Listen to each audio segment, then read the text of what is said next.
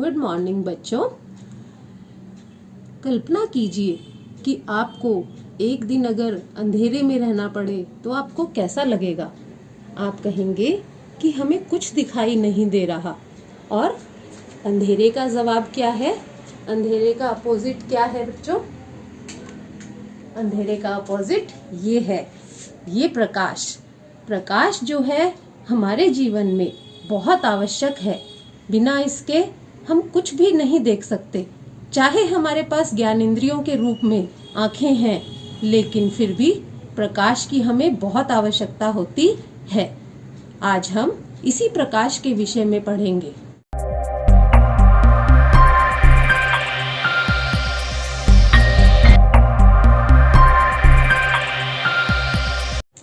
आज हम कक्षा 7वीं का पाठ नंबर 15 प्रकाश पढ़ेंगे।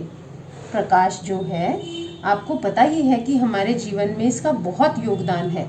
सुबह उठते ही हम प्राकृतिक स्रोत जो कि है हमारा प्रकाश का क्या है, वो सूर्य। और जैसे ही शाम होती है उसके बाद अंधेरा होने के बाद हमें कृत्रिम स्रोत की आवश्यकता पड़ती है। प्रकाश के बिना हम अपने जीवन की कल्पना भी नहीं कर सकते। कृत्रिम स्रोत जो है हमारे वो कौन कौन से हैं? जैसे बल्ब, ट्यूबलाइट इत्यादि। आजकल अनेक प्रकार के बल्ब और ट्यूबलाइट हमारे पास उपलब्ध हैं। प्राकृतिक स्रोत जो है वो प्रकाश तो हमें देता ही है, इसके अलावा बहुत सी अन्य अभिक्रियाओं में, प्रक्रियाओं में भी हमें सूरज के प्रकाश की आवश्यकता पड़ती है। जैसे कि आप पहले ही जानते हैं और आप इसके बारे में पढ़ भी चुके हैं कि प्रकाश संश्लेषण की जो प्रक्रिया है वो सूर्य के प्रकाश में ही होती है। तो हरे पौधे जो हैं सूर्य के प्रकाश में भोजन बनाते हैं। अब आपने प्रकाश कई स्रोतों से आता हुआ देखा होगा, जैसे टॉर्च से, या फिर गाड़ियों के, कार के हेडलाइट जो होती हैं वहां से आता हुआ भी देखा होगा।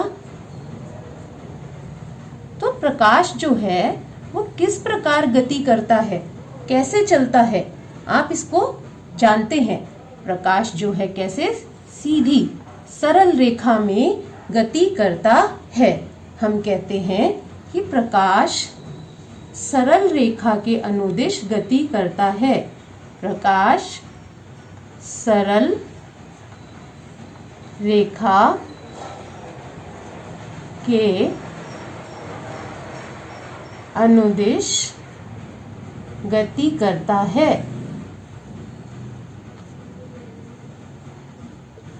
इसे हम एक प्रयोग द्वारा भी देखते हैं। अभी हम एक प्रयोग करेंगे जिससे आपको इसके बारे में और स्पष्ट रूप में पता चलेगा कि किस प्रकार प्रकाश जो है एक सीधी रेखा में गति करता है। इस प्रयोग के लिए हमें केवल 3 चीजों की आवश्यकता ही है। एक मोमबत्ती, माचिस और इस तरह की एक, आप देख सकते हैं मैंने एक पेपर को फोल्ड करके एक पाइप जैसी संरचना बना दी है, एक बेलनाकार संरचना बना दी है। आप एक पाइप का भी उपयोग कर सकते हैं, कोई प्लास्टिक की पाइप आप इसमें ले सकते हैं। अब हम यहाँ पर मोमबत्ती को जलाते हैं। मोमबत्ती को जलाया हमने, और जब मैं प्रकाश को देखने का प्रयास करती हूँ तो हम देखते हैं कि हम यहाँ से प्रकाश को देख पा रहे हैं। इस तरह से जब मैं इसको देख रही हूँ तो मुझे सीधी रेखा में, देखो यहाँ पर ये एक सीधी रेखा बन रही है। अब मैं क्या करूँगी कि इसमें पाइप जैसी जो संरचना मैंने बनाई है इसको हम थोड़ा सा मोड़ देते हैं। इस तरह से मैंने इसको यहाँ से मोड़ दिया। अब हम देखने का प्रयास करते हैं कि अब ये एक सीधी रेखा नहीं है। आप देख सकते हैं कि अब ये जो संरचना हमने पहले बनाई थी कागज का उपयोग करके, वो अब एक सीधी रेखा नहीं है। अगर हम अब इस मोमबत्ती के प्रकाश को देखने का यहाँ से प्रयास करेंगे तो हमें प्रकाश दिखाई नहीं दे रहा। इसका मतलब ये है कि प्रकाश जो है हमेशा सीधी रेखा में गमन करता है या गति करता है। अगला टॉपिक जो हम पढ़ेंगे वो है प्रकाश का परावर्तन। यहाँ आप इस बात का ध्यान दें कि ये शब्द परावर्तन है। परिवर्तन शब्द अलग है और परावर्तन अलग है। परिवर्तन का मतलब होता है किसी चीज़ को बदल देना, जबकि परावर्तन का मतलब है रिफ्लेक्शन। तो इसको हम अगर पूरा लिखेंगे तो कैसे लिख सकते हैं हम? Reflection of light. जैसे कि आपने देखा होगा कि कभी हम किसी चमकदार सतह पर जब देखते हैं तो हमें उसमें अपना प्रतिबिंब दिखाई देता है। जैसे यहाँ पर अब मेरे पास एक चम्मच है, तो इसमें देखो मेरी उंगली का प्रतिबिंब दिखाई दे रहा है आपको। तो ये चम्मच का जो पृष्ठ है ये चमकदार है, आपको पीछे का इसमें सीन भी दिखाई दे रहा है ऐसे। तो ये एक दर्पण की भांति कार्य कर रहा है। चम्मच में दो पृष्ठ हैं, एक इस तरफ और एक इस तरफ। तो ये दोनों ही दर्पण की भांति कार्य करते हैं और ये प्रकाश की दिशा को बदलते हैं। तो कहाँ कहाँ हम देख सकते हैं ये परावर्तन? जैसे स्टील की चम्मच का जो पृष्ठ है वो एक परावर्तक पृष्ठ की भांति कार्य करता है। इसी प्रकार दर्पण की सतह हो गई। दर्पण क्या होता है?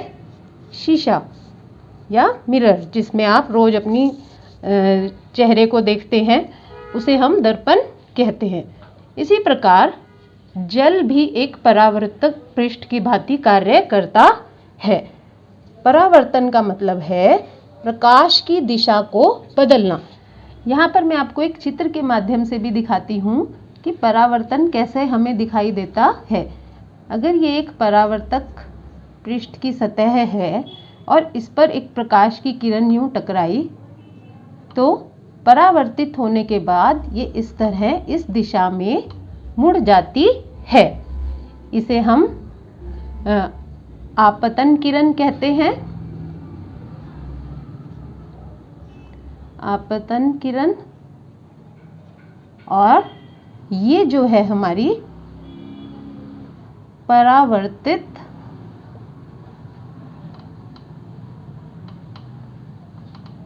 किरण है। इसे हम एक बहुत ही मज़ेदार क्रियाकलाप के साथ देखते हैं, जिससे आपको पूरी तरह से ये समझ आ जाएगा। इस क्रियाकलाप के लिए हमने एक समतल दर्पण की पट्टी का इस्तेमाल किया है। समतल दर्पण, जो दर्पण आप सुबह देखते हैं जिसमें अपना चेहरा, पीछे से इसकी ये पॉलिश्ड सरफेस है और आगे की सतह जो है इसकी ये चमकदार है। हमने इसको एक सपोर्ट के साथ यहाँ पर खड़ा कर दिया। ये मेरे पास लेज़र लाइट है। इसकी मदद से आप देखेंगे कि किस प्रकार प्रकाश की किरण परावर्तित होती है। ये देखिए, जैसे मैं यहाँ पर एक फोकस कर रही हूँ तो ये देखिए आपको परावर्तित किरण दिखाई दे रही है। अब ये बहुत स्पष्ट दिखाई दे रही है दूसरी तरफ जाती हुई। ऊपर से दिखाओ ना, ये देखिए। इसी प्रकार अगर हम एक और दर्पण की पट्टी इसके साथ लगाएंगे तो भी आप इसको बहुत अच्छे से देख पाएंगे कि किस प्रकार प्रकाश की किरण जो है परावर्तित होती है। और ये देखिए, अब बहुत स्पष्ट यहाँ पर आपको प्रकाश की किरण में परावर्तन दिखाई दे रहा है। ये देखिए, जैसे जैसे मैं इसकी दिशा बदल रही हूँ तो परावर्तित किरण की दिशा भी हमें बदलती हुई दिखाई दे रही है। इसकी संरचना अब हम कुछ इस प्रकार से एक बार फिर से समझ लेते हैं। जैसे यहाँ पर एक ये दर्पण की पट्टी है, यहाँ पर एक ये लाइन हमने ड्रॉ करी और मैंने इस दिशा से, यानी इस दिशा से मैंने प्रकाश की किरण को दर्पण की तरफ डाला और ये दिशा थी, और प्रकाश की किरण जो है परावर्तन के पश्चात इस दिशा में मुड़ गई। तो इसे हम क्या कहते हैं? प्रकाश का परावर्तन या फिर रिफ्लेक्शन। अभी मैंने आपको बताया कि जल भी जो होता है वो भी परावर्तक पृष्ठ की तरह कार्य करता है। तो यहाँ मैंने पानी ले लिया, इसमें एक बूंद हमने दूध की डाल दी जिससे कि आपको कुछ स्पष्ट दिखाई देगा। अब यहाँ भी आप देखिए कि प्रकाश की किरण यहाँ पड़ी और परावर्तित होकर देखिए इसका जो रिफ्लेक्शन है हमें पेपर पे दिखाई दे रहा है। पेपर पे ये बहुत स्पष्ट आपको दिखाई दे रही है। प्रकाश की किरण इधर गई और इस दिशा में ये दोबारा परावर्तित हो रही है। तो इसे हम कहते हैं प्रकाश का परावर्तन। इसके बाद हम देखेंगे कि समतल दर्पण में प्रतिबिंब कैसे बनते हैं और उनकी क्या विशेषताएं होती हैं। समतल दर्पण में बनने वाले प्रतिबिंब।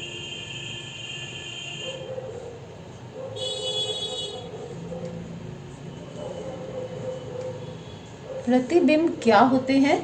प्रतिबिंब होते हैं जो जब हम दर्पण में देखते हैं, मान लो यहाँ पर एक ये दर्पण है, तो अगर हम इसके आगे कोई वस्तु रखते हैं तो यहाँ पर उसका एक प्रतिबिंब बनता है।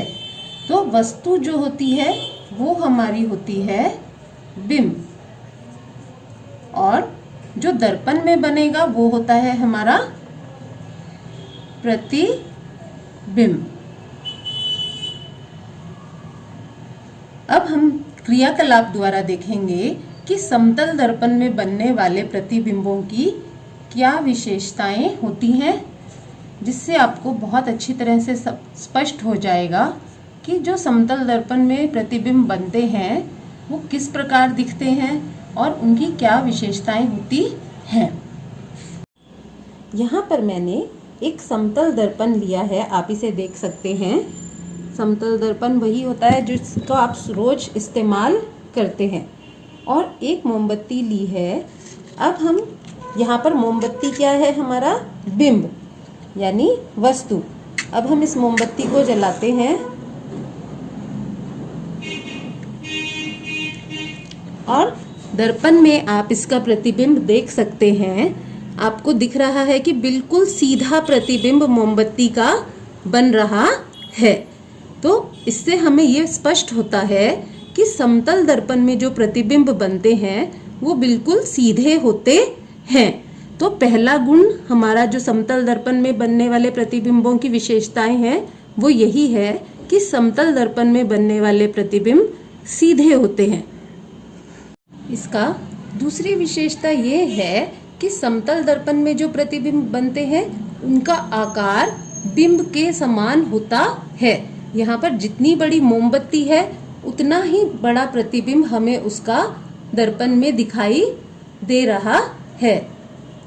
अब हम देखते हैं समतल दर्पण में बनने वाली प्रतिबिंबों की तीसरी विशेषता। यहाँ पर मैंने टेबल पर चॉक से एक स्क्वायर बोर्ड बनाया है और दर्पण तो हमारे सामने पहले से ही रखा हुआ है। आप देख सकते हैं कि इस स्क्वायर बोर्ड का प्रतिबिंब आपको दर्पण में दिखाई दे रहा है। अब यहाँ पर मैं एक वस्तु यहाँ रखती हूँ इस ब्लॉक में, तो आप इसका प्रतिबिंब वहाँ पर दर्पण में देख पा रहे हैं।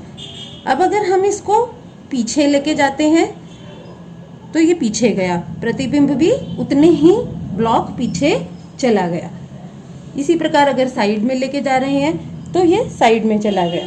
तो दर्पण से बनने वाली जो दूरी, प्रतिबिंब की जो दूरी है वो हमेशा बिंब की दूरी पर निर्भर करती है। अगर बिंब आगे या पीछे जा रहा है तो प्रतिबिंब भी उतना ही आगे और पीछे मूव कर रहा है।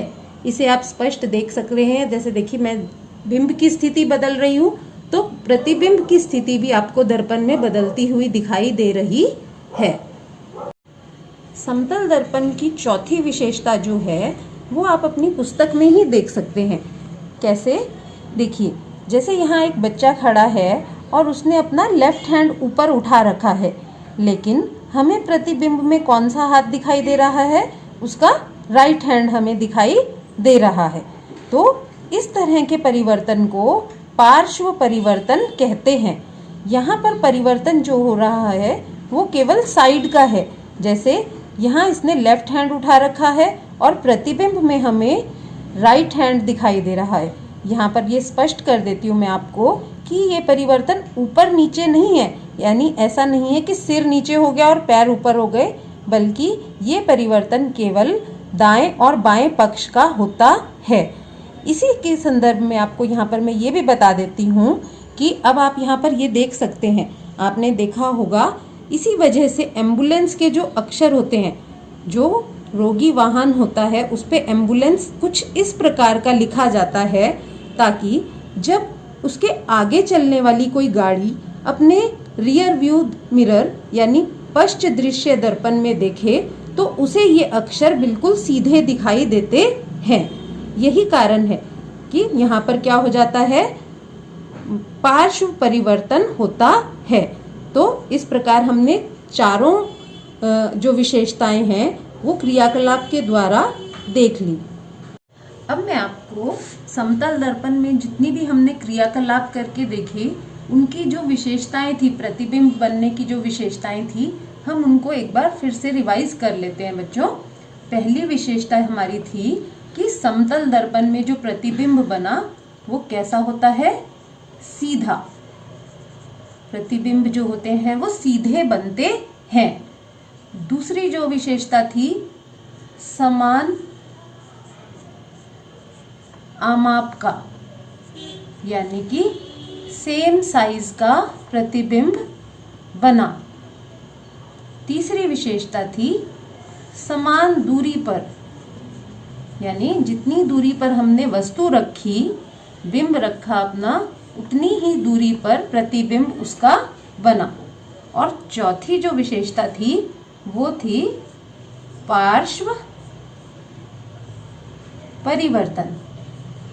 हमने देखा कि जैसे जब बच्चे ने वहां पर अपना लेफ्ट हैंड उठाया तो हमें प्रतिबिंब में क्या दिखाई दिया कि उसने अपना राइट हैंड उठा रखा है। पार्श्व का मतलब होता है साइड, तो साइड का परिवर्तन होना। इसी तरह का परिवर्तन कुछ एम्बुलेंस के अक्षरों में भी आपको दिखाई देगा। तो इन सभी विशेषताओं को आप अपनी कॉपी में नोट करें, क्योंकि ये बहुत इम्पोर्टेंट है। समतल दर्पण द्वारा बनने वाले प्रतिबिंब की ये 4 मुख्य विशेषताएं हैं। तो आइए अब अंत में हम एक बार जितने भी हमने पार्ट का पहला हिस्सा पढ़ा है उसका उनके प्रमुख शब्द भी हम दोबारा से एक बार रिवाइज कर लेते हैं, जिससे कि आपको चैप्टर के जो ये मुख्य शब्द आए हैं वो समझ भी आ जाएं, और आप जब किताब में इस चैप्टर को पढ़ेंगे तो आपको दिक्कत ना आए। पहला जो शब्द था वो तो मैंने यहाँ बोर्ड पे लिखा ही है, हमारे चैप्टर का नाम भी यही है, प्रकाश यानी लाइट। दूसरा शब्द जो हमने पढ़ा था वो था हमारा परावर्तन। परावर्तन माने होता है कि प्रकाश की दिशा का बदल जाना, दिशा का बदल जाना। इसे ही हम इंग्लिश में रिफ्लेक्शन कहते हैं। अगला शब्द जो हमने पढ़ा था दर्पण। आम भाषा में दर्पण को हम शीशा भी कह देते हैं, तो दर्पण को हम क्या कहते हैं इंग्लिश में? मिरर। अगला शब्द जो हमने पढ़ा, यहाँ पर एक और शब्द आया था साथ में, समतल दर्पण, क्योंकि हम अगले भाग में और भी दर्पण पढ़ेंगे कई प्रकार के, तो यहाँ पर आपको पता होना चाहिए कि समतल दर्पण जो है वो क्या है हमारा? प्लेन मिरर, जिसकी सतह जो होती है वो बिल्कुल सीधी हो, इस तरह से। ये लाइंस जो लगाते हैं हम, इसका क्या मतलब है? इसका मतलब ये है कि इसकी पीछे की जो सतह होती है उस पे पॉलिश की हुई होती है। अगला शब्द जो हमने पढ़ा वो था बिंब। बिंब का मतलब होता है वस्तु। दर्पण के सामने जो भी हम वस्तु रखें, इंग्लिश में आप इसे बोलेंगे ऑब्जेक्ट। प्रतिबिंब जो है वो किसी वस्तु का ही बनेगा, तो यही हमारा अगला शब्द है प्रतिबिंब। प्रतिबिंब, प्रतिबिंब को हम इमेज कहते हैं। आप ये सभी शब्द भी अपनी कॉपी में लिखें, और इससे पहले मैंने आपको जो समतल दर्पण की विशेषताएं बताई हैं उन्हें भी लिखें। ये आपको आगे तक काम आएंगी बच्चों। मुझे उम्मीद है आपको बहुत अच्छी तरह समझ आ गया होगा ये पहला भाग। तो फिर हम अगले भाग में फिर मिलेंगे। Thank you.